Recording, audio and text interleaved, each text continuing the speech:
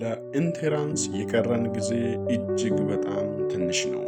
ነገር ግን በዚህ ጊዜ ላይ የምናደርገው እያንዳንዱ ነገር ውጤታችንን ኮምፕሊትሊ ይቀይራል።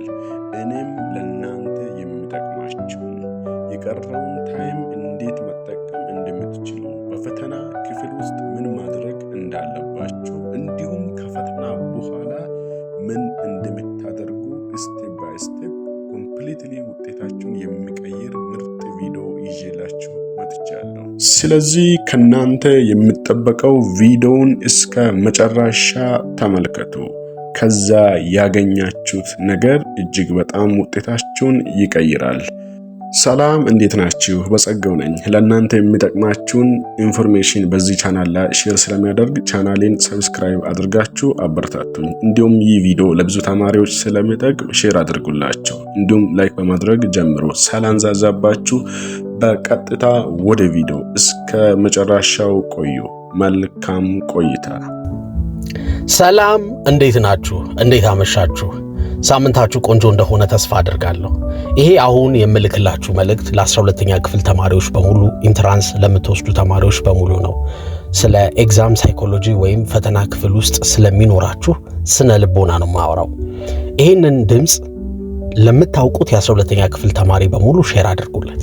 ምክንያቱም አንዳንድ ጊዜ ብዙ ሰዓት አጥንታችሁ ብዙ ለፍታችሁ ያለፈውን 4 ዓመት ያለፈውን 12 ዓመት ደክማችሁ የ3 ቀን ፈተና ናት ህይወታችሁን የምትወስኑት።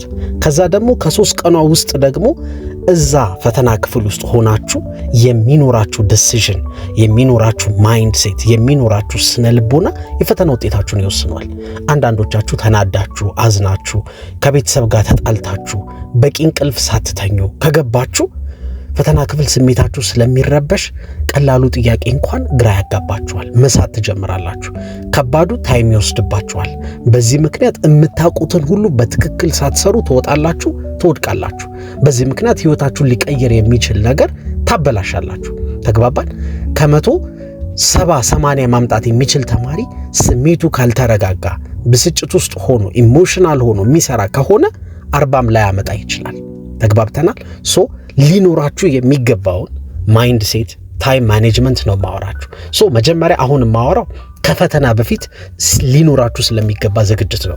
አሁን እርግጠኛ ነኝ 10 ቀን ኦልሞስት ነው የቀራችሁ። 11 ቀን 10 ቀን ከነገ ጀምሮ 10 ቀን ነው የሚቀራችሁ። በእነዚህ 10 ቀናት ራሱ ምን እንደምታደርጉ አሳጥሬ ልንገራችሁ። ከዛ ፈተና ክፍል ስትገቡ ምን እንደምታደርጉ ነግራችኋለሁ። ከዛ በእያንዳንዱ ፈተና ስትወጡ ወደ ቤት ስትሄዱ ምን ማድረግም እንዳለባችሁ ነግራችኋለሁ።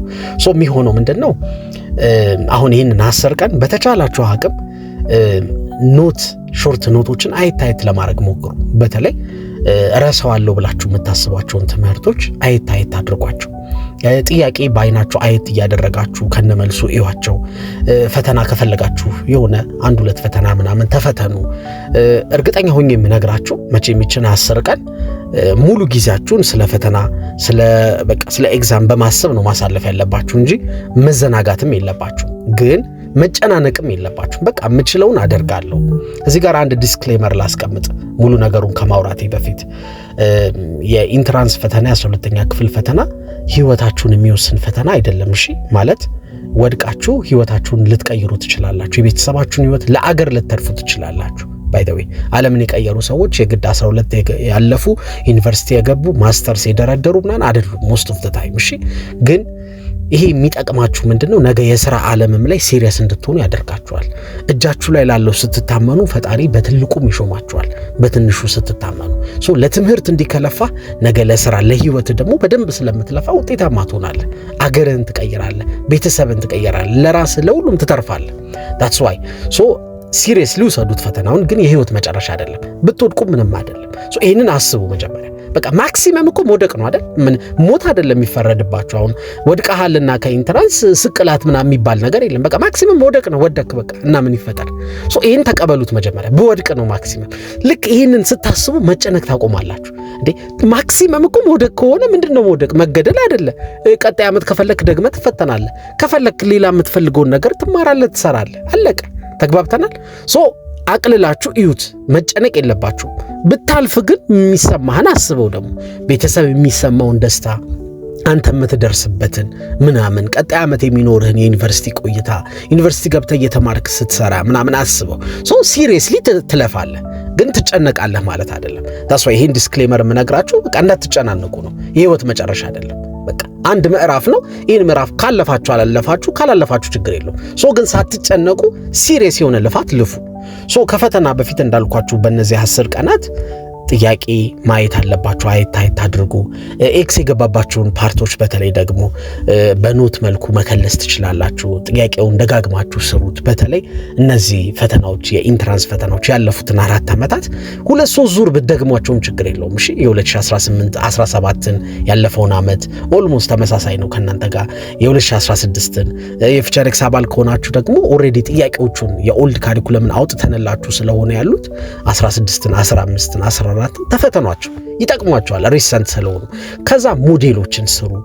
እነዚህ የኦሮሚያ የአማራ ክልል ብለን የፖስተንላችሁ ሞዴሎች ስሩ። ፓይለቱን ስሩት። በቃ መልሳችሁ ስሩ በዚህ 10 ቀን ውስጥ። ከዛ ሾርት ኖት ነበብ አድርጉ። መድገም ያለባችሁ ካለ ደገም አድርጉት። እሺ በእነዚህ 10 ቀናት ሳትጨናነቁ ነፃ ሆናችሁ። እሺ ከዛ ፈተናው ለምሳሌ ነገ ነው እንበል። አሁን ብዙ ጊዜ ፈተናው 24 ምናምን ከሆነ ከሰኞ ላይ ጀምር ይችላል። አንዳንዴ ሮብ፣ ሐሙስ፣ አርብ ብለው ሊያረጉት ይችላሉ። አንዳንዶቻችሁን ዩኒቨርሲቲ ካምፓስ ሩም ውስጥ ሊያስገባችሁ ይችላሉ። አንዳንዶቻችሁን የአዲስ አበባ ልጆች ደግሞ ከቤታችሁ ወደ ትምህርት ቤት እየሄዳችሁ እንድትፈተኑ ሊያረጉ ይችላሉ እንደ ኖርማል። አንዳንዶቻችሁን ዶርም ሊሰጧችሁ ይችላሉ። ሶ የሚሏችሁን በደንብ ስሙ። ሌላው በቂ እንቅልፍ ተኙ ከፈተና ቀን በፊት ማለት ነው።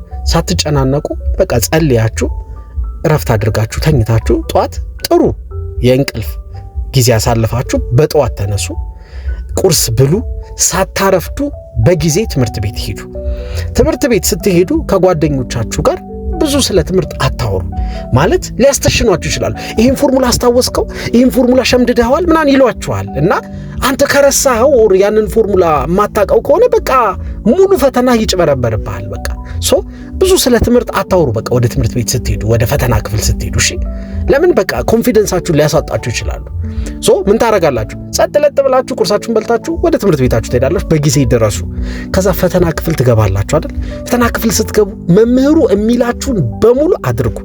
እንዳትሰሩ እኔ ጀምሩ ስላችሁን የምትጀምሩ ካላችሁ እንዳትጀምሩ፣ ወረቀቱ እንዳታነሱት፣ ኦንላይንም ከሆነ እንዳትነካኩ እሺ።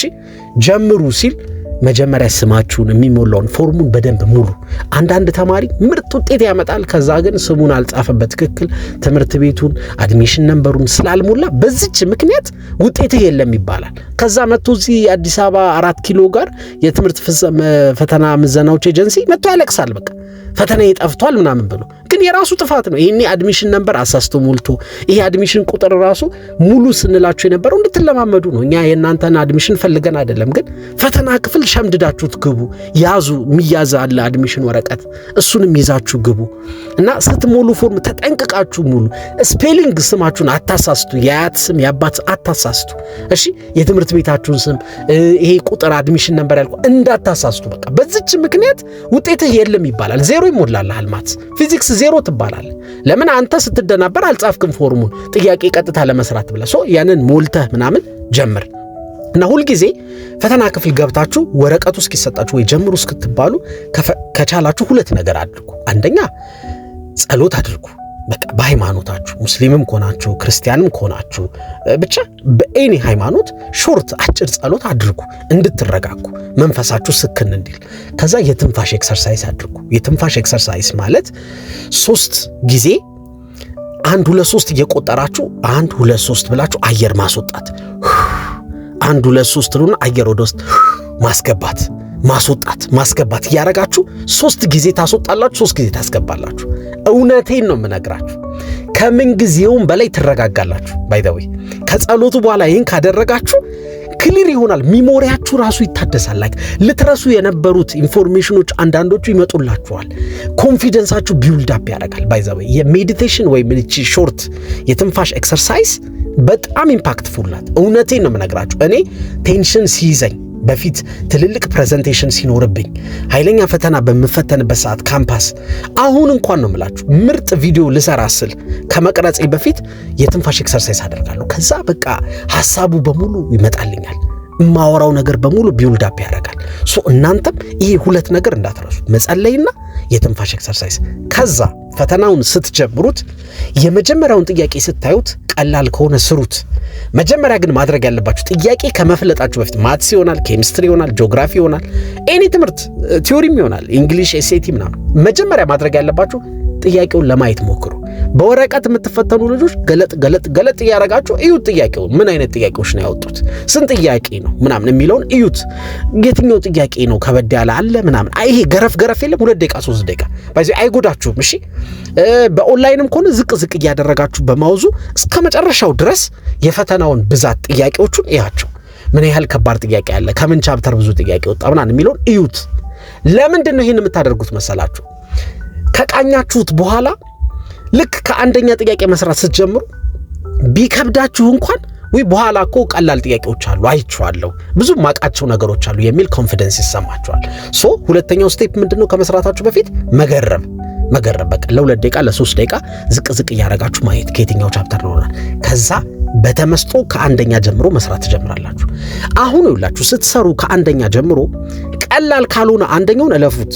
እሺ እንዳትሰሩት፣ ታይም እንዳታጠፉ። ከባድ ከሆነ ጊዜ የሚወስድ ከሆነ ዝለሉት፣ ወደ ሁለተኛው ሂዱ። ሁለተኛው ከባድ ከሆነ ዝለሉት፣ ሶስተኛውን ዝለሉት። ከዛ አራተኛው ቀላል ከሆነ ከአራተኛው ጀምሩ። ባይዘው አንደኛውም ቀላል ከሆነ ከቀላሉ ጀምሩ። በቃ the point ልላችሁ ይፈልግ ከቀላሉ ጀምሩ። እሺ ቀላሉን ጠቅ አድርጉ። ቀጥሎ ከባድ ከሆነ ትዘሉትና አክብባችሁት ቀጥሎ ስመለስ ሰራዋለሁ ብላችሁ እለፉት። ቀላሎቹን ብቻ መጀመሪያ ስሩ። ለምሳሌ ሁላችሁ ትምህርቱ ማትስ ነው እንበል 65 ጥያቄ ነው እንበል። ቀለል ብላችሁ የሰራችሁት 30 ነው እንበል። 35ቱ ከብዳችኋል ወይም በኋላ ሰራዋለሁ አለ። በጣም አሪፍ ነው። 30ውን ቅጥቅጥ አድርጋችሁ ስሩ። በፍጹም 1 ደቂቃ በከባዱ እንዳታባክኑ። ከባድ ከመሰላችሁ ጀምራችሁት ግራ ከገባችሁ የምትሳሳቱ ከመሰላችሁ ከከበዳችሁ ዝለሉት። እሺ ዝለሉትና ወደ ቀላሉ ሄዱ። ቀላሉን ስትሰሩ ምን አይነት ስሜት ይሰማችኋል መሰላችሁ? አትሊስት እማቀውን ነገር ሰርቻለሁ። ከዚህ በኋላ 0 ባመጣ ሌላውን እንኳን እኔ በቀልሎኝ የሰራሁትን 30 ከ30 አመጣለሁ፣ ቢያንስ ከግማሽ በላይ አመጣለሁ የሚል ኮንፊደንስ ይሰማችኋል። ያ ኮንፊደንስ ደግሞ ከባዱን ራሱ ስትሰሩ እንዳትፈሩ ያደርጋችኋል። ከባዱ ራሱ ቅልል እንዲላችሁ ያደርጋችኋል። this is exam psychology by the way። በቃ ክሪቲካል ሳይኮሎጂ ይሄ ነው። ከዚህ በፊትም ስለ ኤግዛም ሳይኮሎጂ የሰራሁላችሁን ቪዲዮዎች መልሳችሁ ብታዩ በቃ ይሄ ነው ኮንሰፕቱ። ከቀላሉ ትጀምራለህ። ቀላሉ ማይንድ ሴትን ሽፍት ያደርገዋል። በቃ ለካ ፈተናው ቀላል ኮንፊደንስ ይሰጣል። እንደውም ከባዱንም እፈልጠዋለሁ የሚል በራስ መተማመን ልበ ሙሉነት ይሰማል። ምን ታደርጋለህ? ቀላሉ ልክ እንደጨረስክ ወደ ከባዶቹ ትሄድና አንድ በአንድ ትፈልጣቸዋለህ። ይኸውላችሁ ሌላው ጥቅም ምን መሰላችሁ? ቀላሉን መስራታችሁ ታይም ሴቭ ታደርጋላችሁ። ለምን? ቀላል ነው፣ ለጥላት አድርጋችሁ ትሄዳላችሁ። ከባዱን እየሰራችሁ ታይም አልቋል ብትባሉ ራሱ አይቆጫችሁም። ለምን? እማቀውን ሰርቻለሁ፣ ከባዱን ስታገል ነው ጊዜ ያለቀብኝ፣ ስለዚህ ችግር የለም ትላላችሁ። ነገር ግን አንዳንድ ተማሪ ሞኝ ነው። በቃ እኔ እኮ ይህንን ሳልሰራው አላልፍም ብሎ እልህ ይዘውና ከአንደኛ ጀምሮ ከባዱንም ቀላሉንም እየታገለ ይመጣል። ከዛ ገና 20ኛው ጋር ሳይደርስ የቀራችሁ ደቂቃ 30 ደቂቃ ነው፣ ቶሎ ጨርሱ፣ ማክበብ ጀምሩ ምናምን ይልሃል መምህሩ። ከዛስ እኔ እኮ ገና 20ኛው ላይ ብሎ ይደነግጣል። ለምን? ከባዱን ሲጋጋጥ ታይም ወስዶበታል፣ ታይም ጨርሷል። ይሄን ሊሰራቸው የሚችላቸውን ቀላል ጥያቄዎች ወደ መጨረሻ አካባቢ ያሉትን መስራት እየቻለ ጊዜ የለውም። ስለዚህ 30 ደቂቃውን ለመጠቀም ሲል ይጣደፋል። ሲጣደፍ ቀላሉን ጥያቄ እንኳን መሳት ይጀምራል። ገባችሁ? ከዛ ከባዱንም ኦፍ ኮርስ ከባድ ነው ይስተዋል፣ ቀላሉንም እንደዛ ይሳሳታል።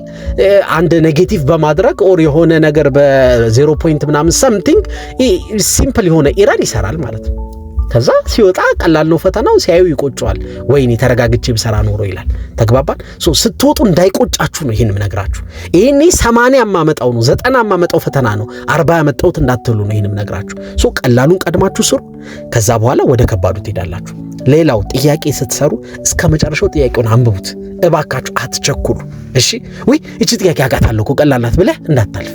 ሙሉን አንብበው፣ ምርጫውን ይኸው። is not true false ኢንኮሬክት ምናምን የሚሉ ቃላቶችን አስምርባቸው። ለምን? ኪወርዶች ናቸው። በቃ እነሱ ናቸው ጨዋታውን የሚቀይሩት። ተግባብተናል? ላይክ ኦል ዲ አንሰርስ ምናምን ይሄ የሚል ምርጫ ላይ ካለ ዲ ላይ ኦል ምናምን ካለ አውቀው ሊያስገቡት ይችላሉ። አይ ኦል እኮ ይሆናል ብለህ ዲ አታክብብ። ተረጋግተህ እየው። እዝናት ኮሬክት ሊሆን ይችላል ጥያቄው።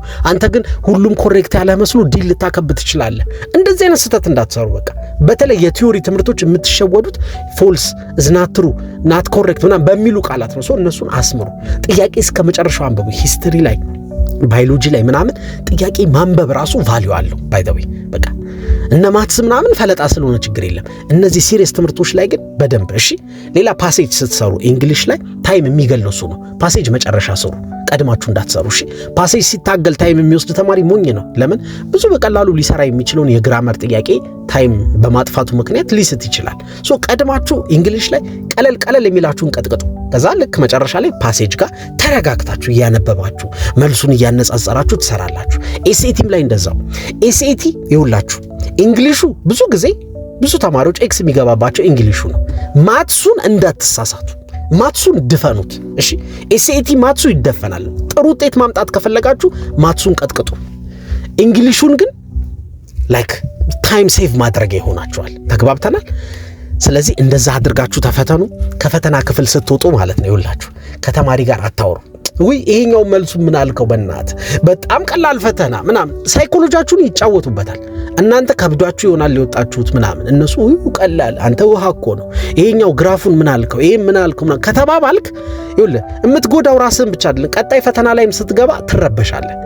ለማትስ ፈተና ስታወራ ባዮሎጂ ገብተህ ደግሞ ብዙ ጥያቄ ትስታለህ። ስለዚህ አታውራ፣ ስለ ፈተና አታውሩ። በቃ ስለ ኳስ አውሩ ከፈለጋችሁ፣ ስለ ላይፍ አውሩ፣ ስለ ሃይማኖት አውሩ፣ ስለ ሌላ ጉዳይ አውሩ ከፈተና ስትወጡ እሺ። ስለ ምግብ አውሩ ከፈለጋችሁ ምናምን እንጂ ስለ ፈተና እንዳታወሩ። ሌላው ፖሊሶች ምናምን ደንብ አስከባሪዎች ምናምን አሉ በደንብ እሺ። እና የሚሏችሁን ስሙ፣ አትሳፈጡ። አንዱን ከተናገራችሁት ዞር በል ከዚህ ምናምን ሲል ዞር ካላልክ እና ከተናገራችሁት ፖሊስ ጣቢያ ልታደር ትችላለህ። ሳትፈተን 3 ቀን 1 ዓመት ልታልፍ ትችላለህ። ብዙ ልጆች የዛሬ 3 ዓመት ነው 2 ዓመት 10 ልጆች የኛ የፊቻሪክስ የምናውቃቸው ልጆች በራሳቸው ጥፋት ዶርሙስ ባጠፉት ጥፋት ፖሊስ ጣቢያ አድረው ሳይፈተኑ የቀሩ ልጆች አሉ። ማንም ኃላፊነቱን አይወስድልህም። ስለዚህ እሺ በል ታዘዝ። እዛ ቦታ ላይ ሚሉን በሙሉ ስማ፣ መምህሩ ሚልን ስማ፣ ፖሊሱ አጎንብሰህ ፈተናን ተፈትነህ ወደ ቤትህ። ተግባብተናል። የአንደኛው ቀን ተፈትነህ ስጨርስ ወደ ቤትህ ግባና ጥሩ ረፍት አድርግ። ከቻልክ ዝም ብለህ አይምሮህ እንትን እንዳይልብህ ኖት ማየት ትችላለህ። እንደ ነገ ሆኖ ማለት ነው። ለምሳሌ መጀመሪያው ቀን ማትስና እንግሊሽ አይደል? በቃ ከተፈተንክ በኋላ እቤት ሄደ አረፍ በልና በማግስቱ የምትፈተናቸውን ትምህርቶች ባዮሎጂ ይሆናል ኦር አይ ዶንት ኖ በማግስቱ ኤስኤቲ እና ፊዚክስ ዝም ብለህ ኤስኤቲ ቮካብላሪ ልታይ ትችላለህ። ችግር የለውም እቤት ገብተህ። ከዛ ግን ጥሩ እንቅልፍተኛ ባይዘዊ እንቅልፍተኛ ፊዚክስ ፎርሙላዎች ምናምን አየት አድርግ። ከአንድ ቀን በፊት ማየት ምንም አይጎዳም። ሌሊትም ተነስተህ ብታይ ችግር የለውም። ለምን ፈተና ክፍል ስትገባ ያቺ ማታ ያያት ሌሊት ያያት ፎርሙላ ልትመጣም ትችላለች። ገባ? እኔ እንደሌላው ሰው ምንም አታጠና፣ በቃ ተኝተህ በኮንፊደንስ ግባ አልልህም። ጊዜ ካለ ተጠቀም፣ ምንም ችግር የለም። ከጓደኛ ጋር ግን ብዙ አታውራሽ። ምናልባት ሊያግዝህ የሚችል አንተን በእውቀት የሚበልጥ ጎበዝ ተማሪ ካለ ሊያስረዳህ ከፈለገ የሆነ ፎርሙላ ያሰረከ ስራ ስማው እሺ፣ እንጂ ይሄ ቴንሽን የሚፈጥር እውቀቱን የሚያሳይ የሚጎርር ተማሪ ጋር አታውራ። ለምን? ኮንፊደንስን ይሰርቃል። ተግባባን? ከዛስ ተፈትና አሁንም እረፍት አድርግ፣ እንቅልፍተኛ። በሶስተኛውም ቀን እንደዛ ጨርስ። ከጓደኞች ጋር አታውራ። ይሄ ፈተና እንዲህ ነው አትባባል። እሺ፣ ያልኳችሁን አድርጉ፣ በርቱ። ሁላችሁም ይህን ድምፅ የሰማችሁ ልጆች ይህን በማድረጋችሁ ብቻ በኮንፊደንሳችሁ ብቻ አቅማችሁን ሙሉ ተጠቅማችሁ ማለፍ ትችላላችሁ። ቢያንስ ታልፋላችሁ። ለምን? የምታውቀውን ከሰራ ለምን አታልፍም? ከለፋህ እስከዛሬ ለምን አታልፍም? ታልፋለህ። እና እቺን 10 ቀንም ተጠቀሟት። እሺ፣ ላስት ሚኒት የምትሰሯት ነገር ዋጋ አላት። መልካሙን ሁሉ መኝላችኋለሁ። ይቅናችሁ። ተጨማሪ የፈተና ሳይኮሎጂ ደግሞ ቪዲዮ ከፈለጋችሁ ደግሞ ላለፈው ዓመት ተማሪዎቹ የሰራሁት አለ፣ ከታች አታች አረግላችኋለሁ። ሊንኩን ተመልከቱት። ደናደሩ። ይቅናችሁ። እወዳችኋለሁ። ለሁላችሁም የ12ኛ ክፍል ተማሪዎች መልካም ፈተና። ሼር አድርጉላቸው ለምታውቋቸው በሙሉ። እሺ፣ ይዛችሁ ምቀኛ አትሆኑ። ለሁሉም ጓደኞቻችሁ ላኩት። ደናደሩ።